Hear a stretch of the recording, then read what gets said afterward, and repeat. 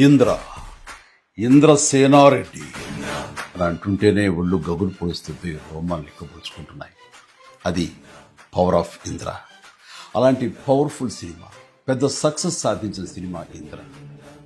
అంతటి ప్రజాదరణ పొందడానికి ప్రధానమైన కారణం ఆ చిత్ర కథ.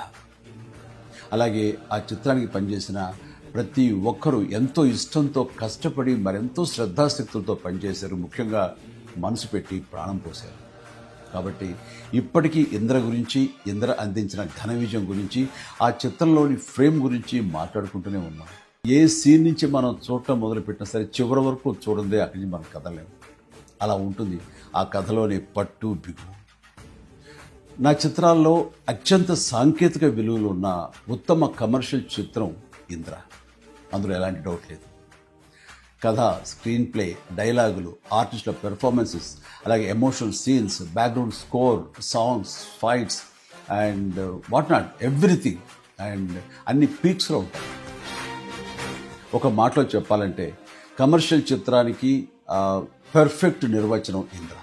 నిర్మాణ విలువలకు ఎంతో పేరొచ్చిందంటే దానికి ప్రధానమైన కారణం వైజయంతి మూవీస్, ఆ సంస్థ అధినేత, నా అభిమాన నిర్మాత అశ్విని దత్ గారు.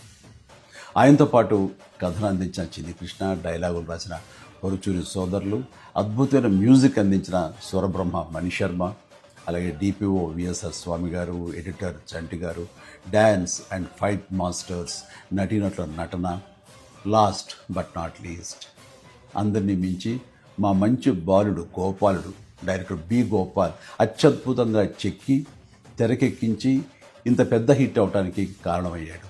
వారందరికీ నా ధన్యవాదాలు.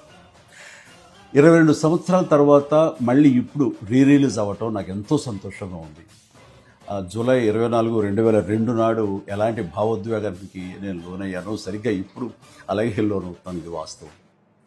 ఈ నూతన జనరేషన్కి ఈ సినిమాను పెద్ద స్క్రీన్ మీద చూపించాలన్న ఆలోచన వచ్చి నా పుట్టినరోజు నాడు గిఫ్ట్గా అందిస్తున్న ఆ స్వప్న దత్తుకి, అలాగే తన సోదరి ప్రియాంక దత్తుకి నేను ప్రత్యేకించి నా హృదయపూర్వక అభినందనలు తెలియజేస్తున్నాను. చూడబోయే మీకు కూడా పూర్తి ఎంటర్టైన్మెంట్ గ్యారంటీ అని చెబుతూ సెలవు తీసుకుంటున్నాను. Please enjoy. జై హింద్.